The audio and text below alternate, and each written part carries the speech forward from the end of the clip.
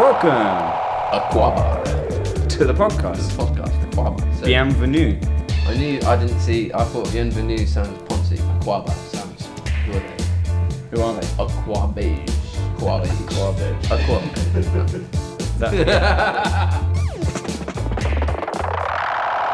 You used to think you were gay? No, but my That's the way to ask, isn't it?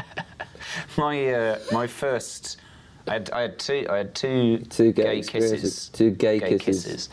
And the first one, I was about 9, and it was my first kiss. You were 9. You thought you were gay. I didn't think I was gay. So I was about 9, and there was this kid in school called. I'm in front of my chair to hear your gay story. There's a kid called. No name. We're calling Tinkerbell. Okay. There's this boy called an anonymous Tinkerbell. boy. We called him H. I was hanging out at his nan's house and we were playing Scrabble, and then he said. And he put a certain word down. Bed? Question mark. I didn't know there were question marks. He There are used in to this blank. game. There are only question marks in this game. We were chatting about women. I was a bit young. I didn't really know about. But he did another upside down one, like a Spanish question. Sorry, you playing Scrabble. We and were you playing went to his Scrabble. bedroom. No, we were just chatting about girls, and then he said that his problem was that he hadn't had enough practice at kissing, and I was like, oh right, yeah. And then he went, yeah, if only I could get some more practice in. And then I was like, yeah. And then he went, we should do it. And I was like, okay. And then I said, I said, isn't that a bit weird? And he said, it's not weird if you're practicing for your future girlfriend. And I was like, oh, cool, great. And then we went to his bedroom and just got off on his bed for about 10 to 15 minutes. 15 minutes? It was about that. You got off with him on his bed for 15 It was around that. And then eventually... 15 minutes. It felt long. And then eventually... Did it? And then eventually I pulled away and I said, What? What happened? You felt long, you pulled away. no, we were just kissing. 15 minutes. We were just having a long kiss on his bed, lying down. I don't think there were hands involved. Not that I remember. Was you both just lying horizontally kissing for 15 minutes? Just like 2 pepperonis kissing for 15 minutes. I pulled away This at the is end. your first gay experience. This is my first kiss. This is my first kiss with Your anyone. first kiss. Yeah, with anybody. The boy who... It was with the boy who lay prone on his bed for 15 minutes. I pulled away at the end. I said, you could use a cushion. You could use a cushion for this. I said, I don't think I'm needed here because you could use a cushion. And he, So you got quite indignant at that point. You could use a cushion for this. he said the problem with cushions. This guy's a genius. The problem with cushions. He said the problem with practicing on a cushion is that it's not an accurate enough simulation. And I was like, oh. Fucking So we carried on. And then eventually The problem with... Hold on. A 9-year-old said to you, the problem with kissing is not an accurate enough simulation. This guy had the confidence of a serial killer.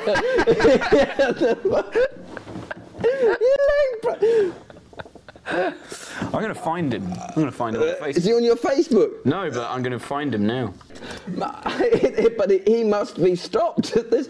Well, imagine what he's been up to since. And eventually his nan came in and we'd just stopped and then she went, are you ready to go home? And I was like... You've been kissing again. Yep. Oh, here he is. He's a DJ now.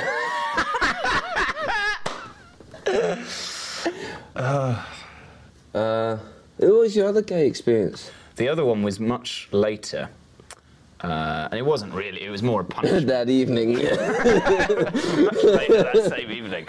No, I was about 17, and it wasn't really, this was more like a game, but I was in a production of The Wind and the Willows. I was playing Badger, the Salisbury Journal said I was turning into a fine comic actor. No, a fine character actor, and my comic timing was a treat. Salisbury Journal. Literally, just get to the good stuff. But there was a girl in it who I thought was quite attractive. There was something about her. She had a dick. There's something about you. Her name was Jenny, and she was playing Ratty. I thought she was quite nice. Right. Because I was quite young, I didn't really know how to talk. I didn't really know how to talk to girls. So I was trying to think of ways to impress her, and I ended up like Scrabble. No, I just ran up and hit her in the face with a stick. So I didn't really know what else to do to get a girl's attention. So You dressed as the badger. yeah, I was in my dressing gown, I had these huge sideburns. You just came up, Massive sideburns, big grey hair, a dressing gown and slippers. You hit her with a stick? There was a stick. There was my prop in the show. Badger had a big stick. Where so did I you just hit him? just in the face. So I ran up and hit her in the face with this stick, and then I was like, "Ha!" or something, and she went. Oh my God! Well, she was crying. She did a scream where she didn't make a sound. She was really upset, and she said that she'd only forgive me if I kissed Oliver Mallam, who played the horse. So I did. Is there a horse in Wind in the Willows? In our version, there was. we had to give Oliver Mallam something to do. And you did. Oliver Mallam's weird though because we. Well, hold on. What was the? Why did Oliver Mallam wrong the rat? No, he was just nearby. He was nearby. He was on the way. I don't know. She just chose him as that was what I had to do to. Do you know what I meant by that? I meant he was on the way to being gay. Is that an expression? On the way. It is now. Yeah. He was an actor at the time. And then when I started doing stand-up, he started doing stand-up. And then I moved to Tooting, and he moved to the same road. After you kissed him? Cut that, yeah. And he's just been... doggedly pursuing me. He's just been dogging you. We've been dogging for years. No. So how long did you kiss him for? What was the kiss? It was about 20 seconds. And then eventually she said, "That's enough, you're forgiven." We never got off, though. Me and her. I think where I went wrong was the exact moment. Where you went wrong? Was it after you hit her with a stick and then kissed the guy for 20 seconds? When I hit her in the face with a stick, I think is where I went wrong. That's not done, that kind of thing. I've learnt my lesson. I only did it once again after that. Because I didn't like any girls in South End, and I couldn't get one. I don't know if they were connected. I didn't know when I got to uni. So that in a more northern accent. When I got to uni, I didn't know when I got to uni. I didn't know which way the wind blew, and I wanted to find out before. Sexuality-wise. Yeah, I didn't want to be looking in a spoon in the wind change, as they say. Say about sexuality. How did you find out? How did you verify? I told everyone I was bi. Right. In the first year for a couple of months. I thought that would give me some sort of social cachet. Give you some time. I really had no social skills, I think, up until this point, because I thought telling people I was bi would give me some sort of social cachet. And then eventually there was I got pissed and at some mate's birthday, and then there was the gay of the group who only listened to film soundtracks. Which ones? A lot like Kenneth Williams with a beard. Just one guy? Yeah. Oh. Just the one gay. It wasn't a group of gay people I was hanging out with. And I sort of quickly gave him a peck. And then I remember this quite. It was like a cartoon. I quickly gave him a peck outside. We went outside. And I must have been able to see my face in his eyes or something like that, because I have this distinct... I became horror-stricken. Like, as soon as I put my lips to another man, I realised I was in a world of hell. I was like, this is the last place where I want to be. What did you do? And I lived in Bangladesh when I was young, and I've seen families swept away by tidal waves. Yeah. So when I say that being in proximity to a man's face as I was, it really filled me with dread. You know, say you look into the abyss, Yeah. and you realise you're not gay and you want to be fucking as far away from that party. I've not heard them say that, but I'm saying it now, mate. I'm saying the quote. you know when you look into the abyss and you realise you're not gay and you have to run away from the party. You had Scrabble. Oxford But Book of no, because I really want to have a brainy quote page someday. A what? You know the brainy quote pages? No. You go up and you see like Winston Churchill, Mark Twain, and all these people. I'd love to have my own one. I used a quote. I tried to start a hashtag on Twitter of just doing really smug things, and then hashtag the portable Karl Schultz. I had a gig the other day, and I went for 2 days. Didn't even get one retweet. I tried to set up a hashtag that just went Gimli, Gimli, Gimli for a while, and that didn't catch on. I just thought it'd be funny. So I think I'm having a really bad caffeine crash now. Are you? What? Do you want more caffeine? Also, I'm just remembering who that gay guy was. He looks so much like Kenneth Williams. Really? Yeah, it was. I mean, in hindsight, it was. I don't, because they say that your memory's a lot less reliable. Yeah. Like we have a time machine, you can actually see me wooing the man all evening. But no, less reliable. But in my head, I remember him as he looks like Kenneth Williams. But with a beard. With a beard. Yeah. Kenneth Williams is old. Young Kenneth Williams. Oh right. You ever seen that? There's a film Kenneth Williams is in, where it's just like he was doing a dramatic role in the 50s, but it feels like a Carry-On turn. I've not seen it. Do you know what my favourite thing that happened recently was? I had a follow back on Twitter from, it's called Carry On Confidential or something, or Carry On Credentials or something like that, and it's this person who just writes Twitter tweets like, Patsy Rowland died on this day in 1996. And for some reason, I was just going through people to follow, so like, you know, you've got like the Twitter version of people you may want to follow. Yeah. It's like woman, comedian, woman. Yeah. Guy, fuck that guy. And then it came up to a Carry-On one. Yeah. And my eyes lit up because I had all the Carry-Ons on VHS by the time I was 9, and I looked at it and it said like, Sid James was from South Africa, you know, and I share a birthday with Gary Glitter, and Sid James. Yeah, I share my birthday's the day before Brian Eno's birthday. The day before Brian Eno's birthday. But it's the same day as David Byrne and Steve Hogarth from Marillion. Which means... You're a huge Marillion fan, aren't you? Oh, I love Marillion. But this is kind of weird, though, if you think about this, because in 1989, Steve Hogarth became the lead singer of Marillion, and his birthday is the same as mine. I was born on the 14th of May, 1989, which means that on the day I was born, Steve Hogarth was celebrating his first birthday as the lead singer of Marillion. It means something. I don't know what, but it means something. And David Attenborough? Steve Zuckerberg, for me. Steve Zuckerberg. Yep. Steve Zuckerberg doesn't believe I know black people because I have been banned on Facebook from adding people for 30 days so often because I think it's down to the... You had too many black people. Yeah, because I was trying to get in touch with... This is what's... But I mean, that's a silly thing because obviously it's the people themselves who say they don't know you. I find it really offensive because... I was the only 5'1" mushroom head white boy. They do remember me. They just don't like you. But not only are they not accepting it, they're going out of their way to say I don't remember him, knowing fully well who you are. That this messes things up for me because I use Facebook for networking and whatever. Do you know who followed me on Twitter? This is my proudest ever follow that I got. It was the Alan Parsons Project follows me. Now defunct, but the Alan Parsons Project, the sort of neo-progressive rock, synth rock band from the 70s. Who is it that does the... Presumably Parsons, because Eric Wolfson's dead.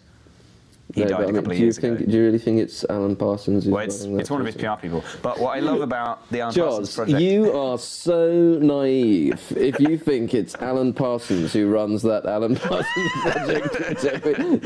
You are so naive. The great thing about the Alan Parsons Project Twitter feed is that like they haven't done anything since 1990. They haven't released anything. So their entire Twitter feed is just taken up by tweets like, do you remember the album we made in 1982? Their entire feed is full of stuff like that. Or like, here's a review from 78 for Pyramid. They loved it.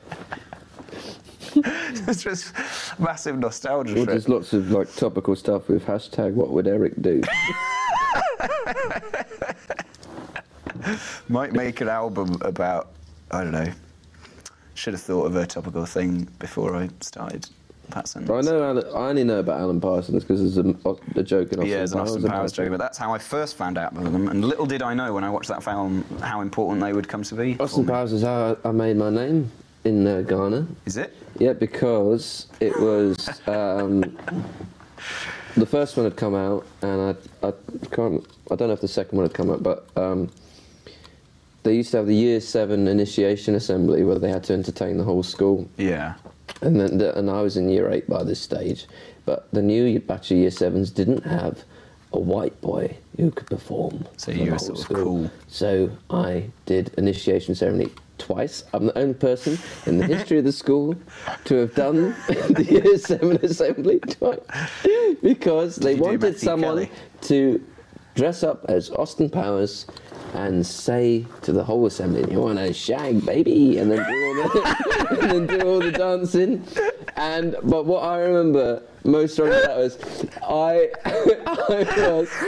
was the celeb of the school for like longer than I should have been, but I began to hate the fame. I began to hate the fame of it, and there was this one point where a girl, Zazie, I can't remember. There's a girl that I fancied a few years above. Yeah. Who I was just where everyone was playing football at lunch or whatever, and I was just eating, you know. And two girls came up and who were in the sixth one, go, "Hey, you're the Austin Powers kid," and I went, "Oh, not today." And I was a real celebrity from that Austin Powers thing, and I hated the fame. I really hated the fame. Yeah. I had to the point of being like being a prima donna. I wore a cap. That's right. That's right. It was. I remember that it's all coming back. Oh, we had the plain clothes day. Yeah. It was like an end of term Friday, plain clothes, and you play clothes, and you pay towards the charity sort of thing. And when I plain clothes day, I wore a cap. But you were still the only white kid. I wasn't the only white kid, but it was just the idea that somehow like I didn't want to be bothered today. Not on Friday. I don't want to be. So I wore a cap. And but yeah. Wow. What an idiot. I had to. In my first week at uni, we went to a hypnotist show by the hypnotist Alan Bates, not the actor. He's dead. But I was in New York the day Alan Bates died, watching The Caretaker, and Patrick Stewart came on stage, and after the show finished, it put a downer on the whole night.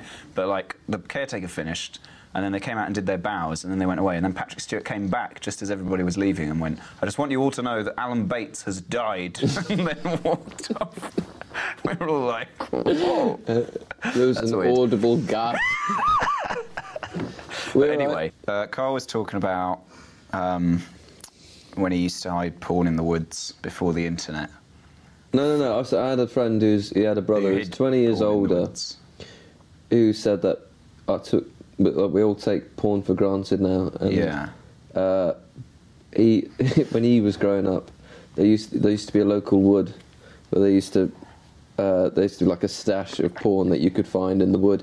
And I said, look, just have a bit of a callback. I said, I really like the idea of porn in the woods because now I Google forest.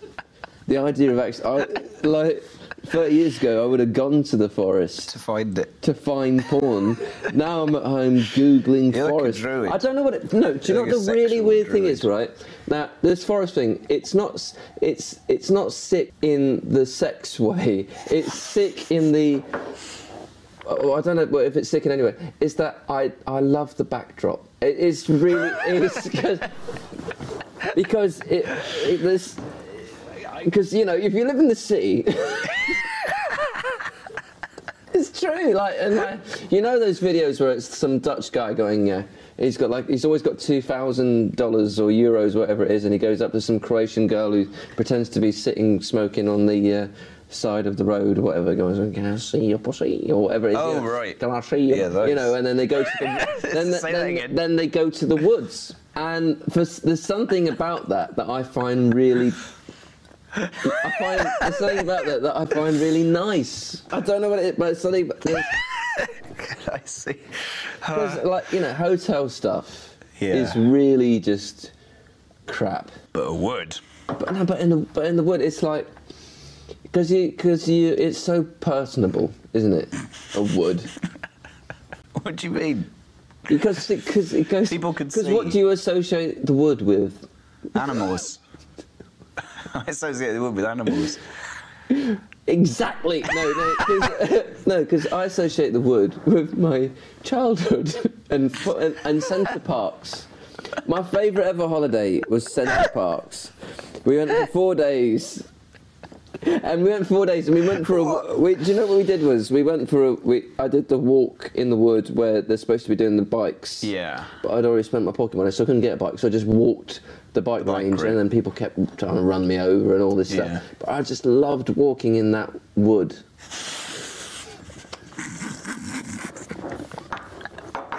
And it stayed with me. I love walking in woods. I learnt to walk in a wood. But I just know because I think my dad says that my perception, the way I think, is shaped by the fact that I learnt to walk in a wood. Because he says you learnt to walk. Yeah, I learnt to walk in a wood. But that's not to say that I feel no like one can see this. No one can see this. You're not doing this in public until you've got it down. We lived in a wood, but... you lived in a wood? You lived in a wood? Yeah, Magog Lodge in the wood. We lived in a house called Magog Lodge. It was in the middle of a wood. And that's Magog Lodge? Yeah. Fucking Tolkien shit, this. What? Right, Magog Lodge Magog in Lodge, the wood? In the wood. Right. And that's where I learnt to walk, near the dancing tree.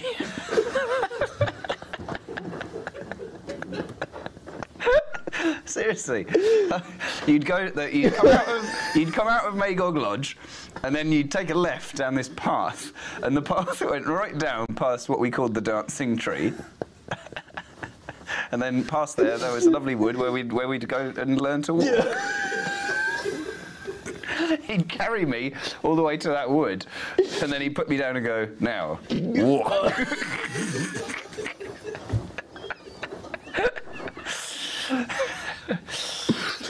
It's still there, the dancing tree.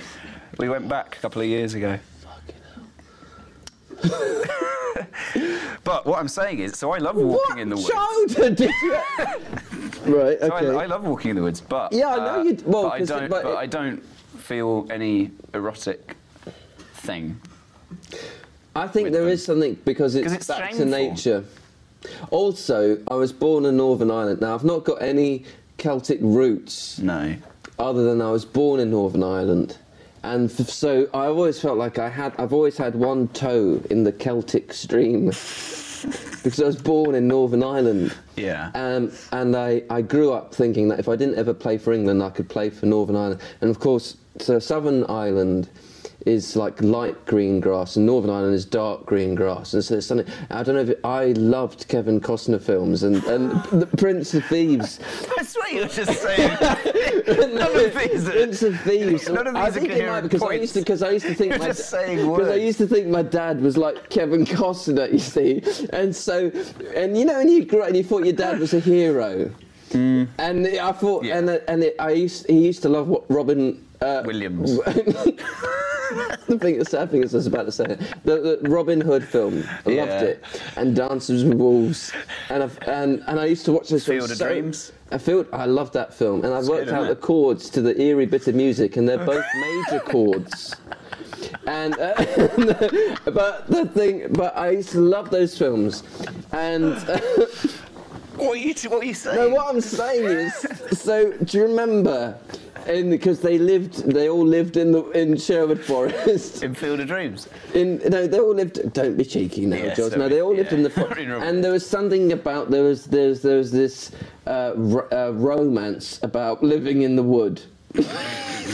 That you would have experienced far more romantic. But the Northern Ireland thing was, I have very vivid imagination that to this day.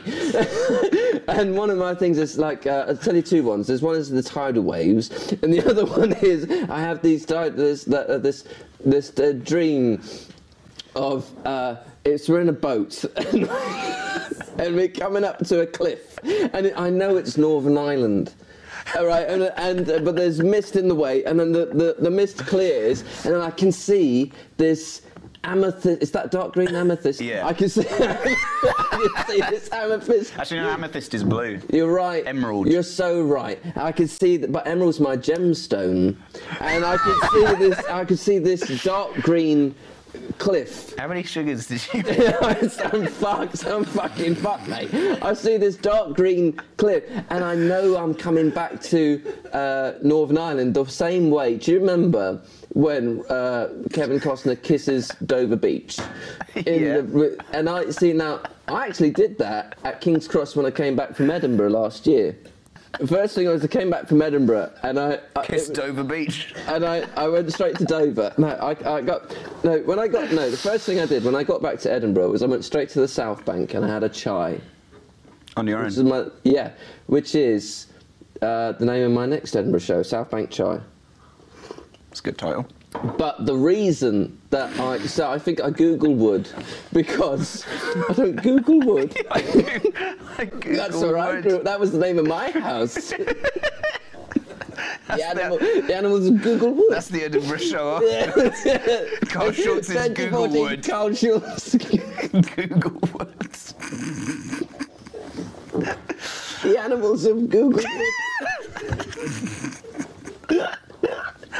What I was going to say about... I like it's a scented landfill. I thought it'd be a good name for a show. Yeah. I was going to do a show called Jos Norris is Covered in Curry Sauce, and the joke was going to be... You're a quarter Indian. Yeah, so I'm allowed. It's known as the loophole of Calcutta.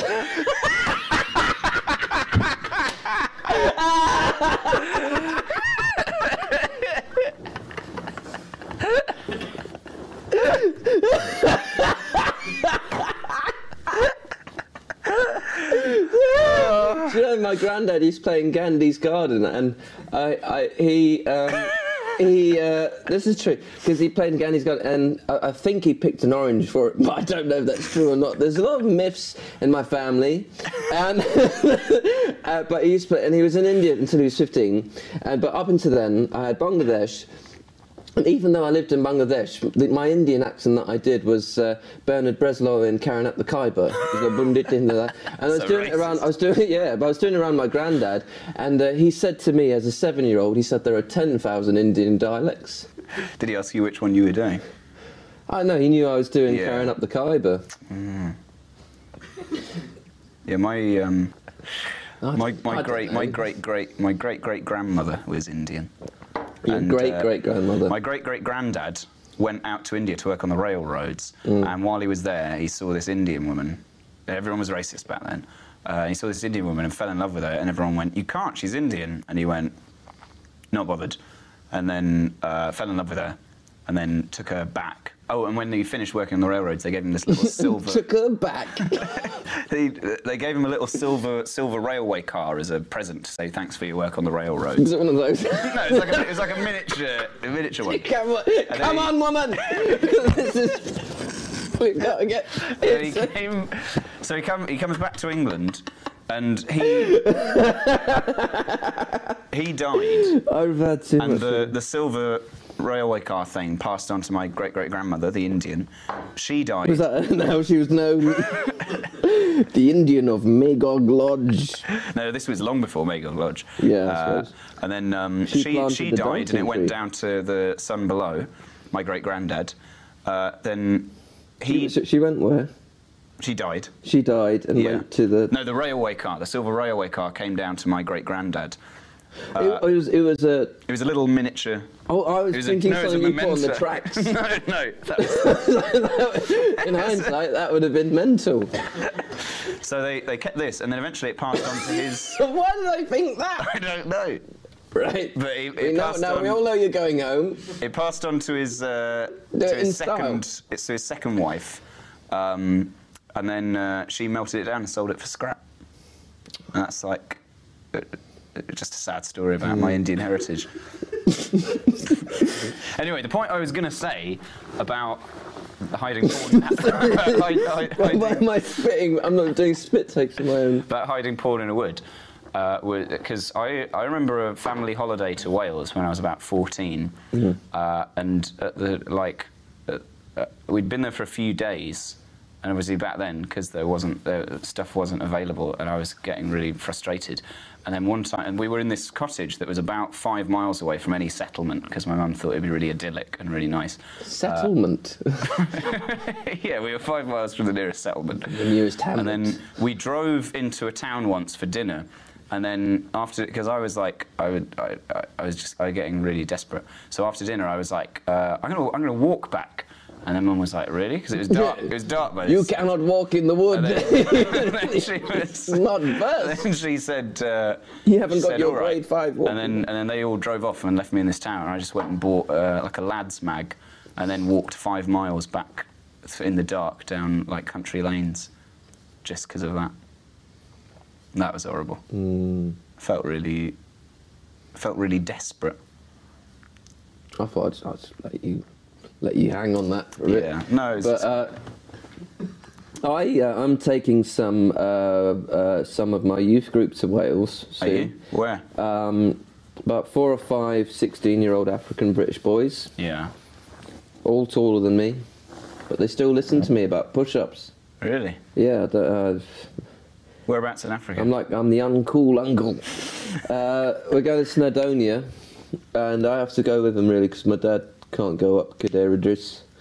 I've been to Snowdonia. It's lovely. It is, isn't it? Betsy Coed. What? Betsy Coed, Joz. Who's she? Betsy Coed is Betsy Coed is the little touristy town you go to before you go to Snowdonia. I don't think I went there. I think I just drove past the mountain. Is it? We went past the mountain. I think I just went to Snowdon, actually. I went to Snowdon, the town. Is it a town? I'm sure that there might be a settlement called Snowdon. Yeah. Should we talk about primary school memories? You joined in. Did you see my hashtag? Because there was the trend for hashtag primary school memories. Did you start that? I didn't start it. I saw it. Because I thought I wanted more followers. So what I'll do is I'll join in with something that's trending. Yeah, that's what I did. Do it with funny stuff. Yeah, do something silly. And I didn't get anything out of it. But then I realised, because I look at who were doing primary school memories, and I was talking about my primary school memories were like lying in assembly. Yeah. About America. The one about they made up the martial art. Yeah. And primary school memories, and then the other primary school was about how I told my whole primary school that I was single-handedly winning YMCA league basketball matches. Oh yeah. And stuff like that. And then I clicked on the hashtag to see what other people were writing, and then people were writing stuff like putting chairs on the table. So I'm writing all this fucking psychopathic shit, and there's this people like, waiting for the bell. One of my most lasting primary school memories, there was this girl called, I won't name her, but she was like my best friend in primary school. And I didn't see her for about 10 years, and then I found her again on Facebook and tried to tell her I loved her, and that didn't go very well. But that's irrelevant. But basically, she might have changed as a person. No, I met her and she was. She had progeria. It was a straw bet. But yeah, we were, and she was like my best friend too, and everyone was always teasing me and was like, she's your girlfriend, and I was like, shut up, and then just glossed over it. And then one time. She used to come around to my house for singing lessons, and my mum realised... Who was the teacher, Joz? My mum. My mum taught her singing. And then she came around once, and my mum... Do you know that novelty pasta that's shaped like penises that you get from sex shops? Have you seen that? No. Okay. Someone had got some of that for my mum as a joke, and she realised it was the only food that she had in the entire house, so she cooked it for me and this girl. And then and she didn't really notice, so it was fine. But then, like, the week after, when she came over, we were talking about, like, the differences between boys and girls, because we were very young. We were about 5 or something. And then we were like, we should both get naked, and then we can see all the differences. And I was like, yeah, go on then. And then she did, and did a little. I think she did a little dance around the kitchen. And my mum was out. She was, I don't know. I don't know where she was. But so this girl does a little dance around the kitchen. I just sat and watched her in the big kitchen chair. My stepdad's Were you chair. naked in the chair? No, I had my clothes on. And then eventually she was like, right, that's me done, and then put all her clothes back on, and then she was like, your turn, and then I was like, nah, I changed my mind. And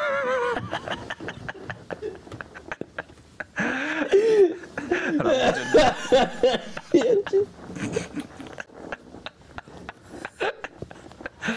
that was my first sort of awareness of women. Of women. your own power over women. Yeah. I peaked too soon, because at primary school in my glory days, Yeah. I for getting girls and stuff, you know, I was Yeah. a catch. Really? You know, you were a beautiful teenager. Yeah. I was sort of a Beautiful cute, child. No, I wasn't beautiful, but I was really cute Yeah. and funny, and I could draw. Yeah, I drew Batman a lot. Yeah, And Tintin. being able to draw used to mean that was like currency.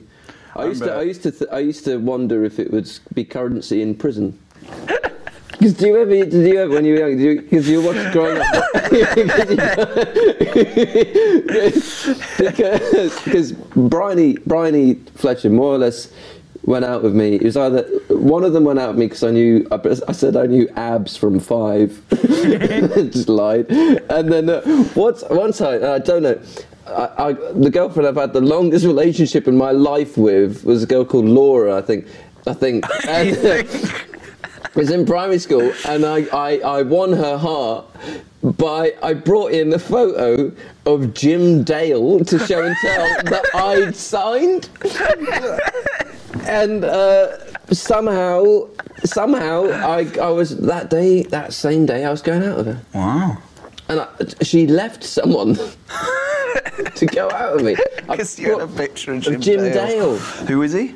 Jim Dale was, if you don't know him from the Carry-Ons, he was in them, and it was Pete's Dragon.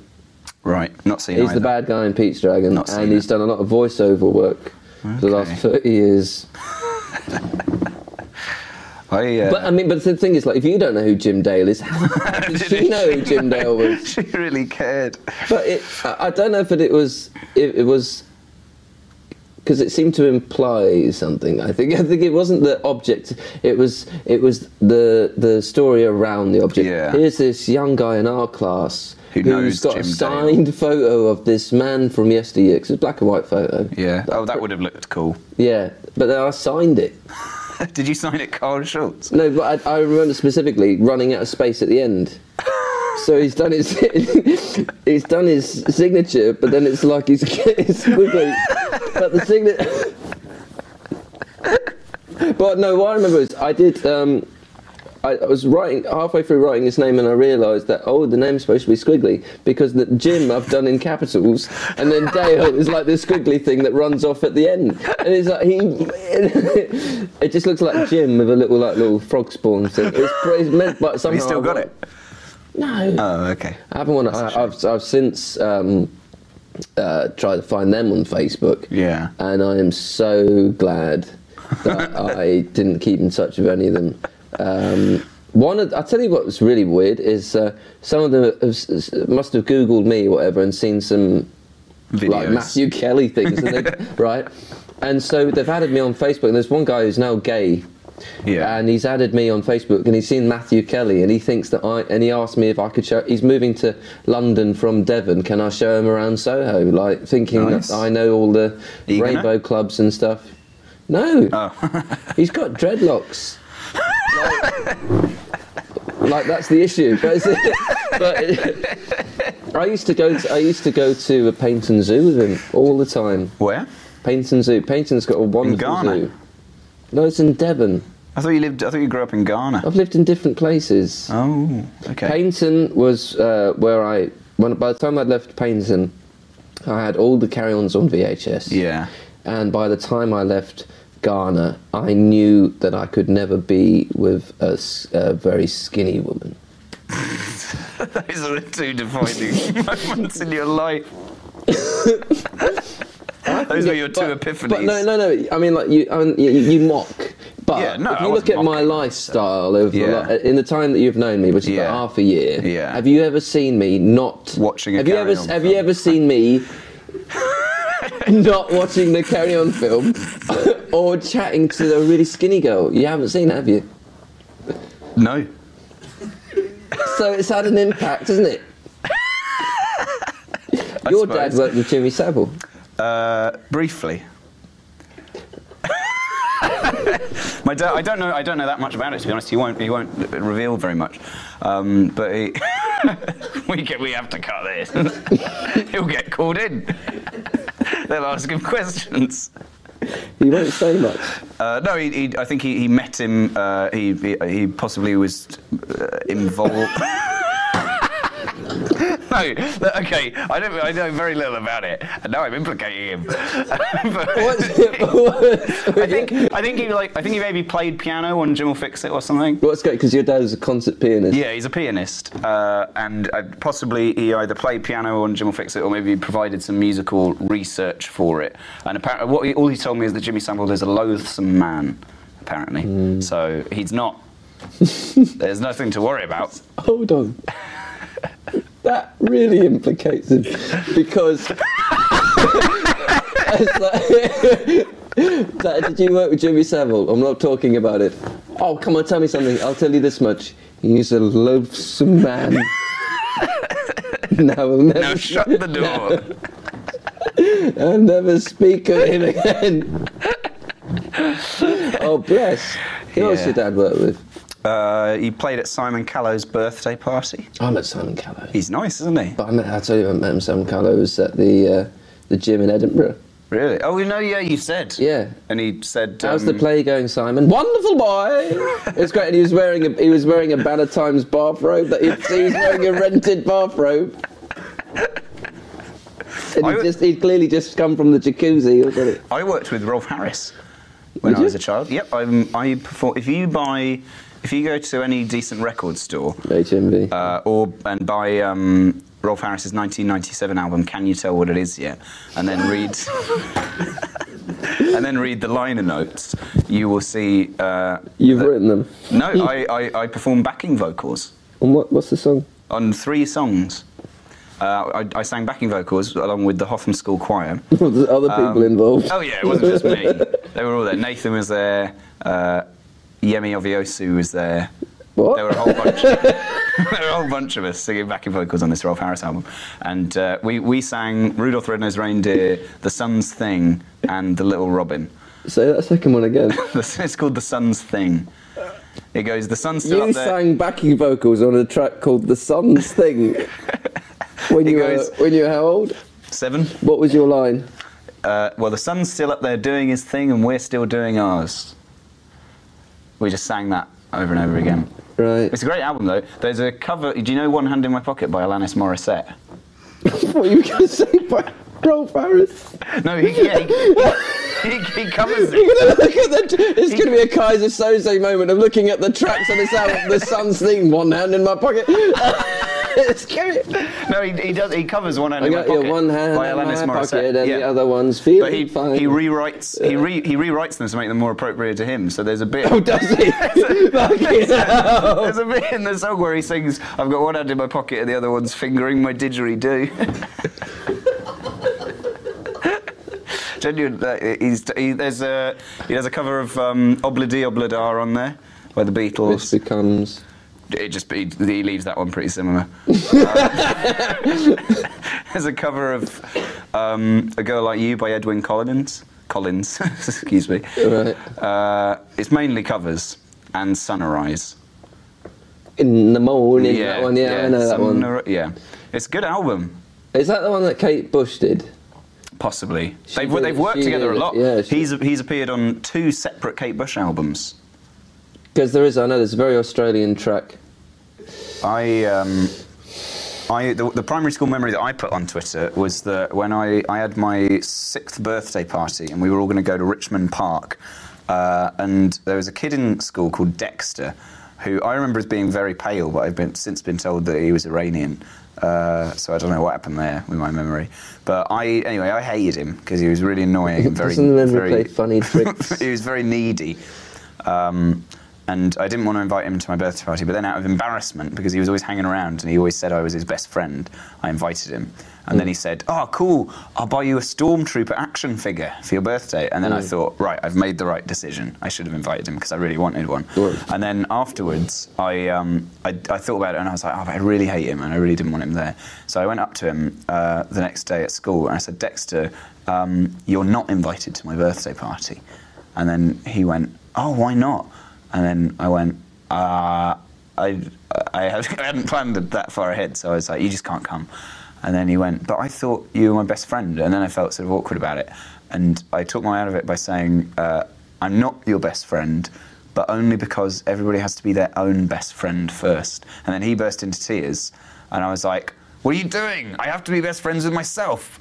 And then he ran off and he wouldn't hear of it. So then in the end I did invite him because I felt bad. Hold on, he went, I have to be best friends with myself, and then ran off.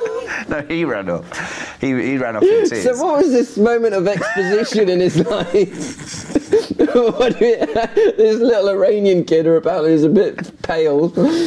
I have to be friends with myself. No, that's what I said. I said I have to be... But he's... Yeah. I said to him, "I'm not best friends with you because I have to be best friends with myself." I thought he said it and then ran off. No, I said it and then he ran off. And then I felt bad, right? So I invited him again. I saw him and I was like, "You can come to my birthday party." And then on the day, he didn't show up. Yeah. And the next day, I went up to him and I was like, "You didn't show up to my birthday party?" And he was like, No. And I was like, "Have you got my Stormtrooper?" And then he went, "No." I didn't even get a Stormtrooper. I went through hell and high water for no Stormtrooper. That was one of my primary school memories. Yeah. I used to roll my football socks down to look like... I didn't mean it to look like this, but in hindsight, they looked like those bangles. The band. In hindsight, they look like the bangles. No, it was the ankle. You know, like you see sort of ethno tourist WOMAD, barefoot, wearing a bangle. Yeah. You know what I mean? Yeah. Sort of like women who could be hot, but they don't but try. They like it. Yeah. Yeah. I know a woman called Michelle who's like that. And but the ankle bracelets, and they look so much like that. And I had a bag that just said "sport" on the side. I had 30 seconds. I had a clarinet teacher who killed her dog and had to move to Alderney.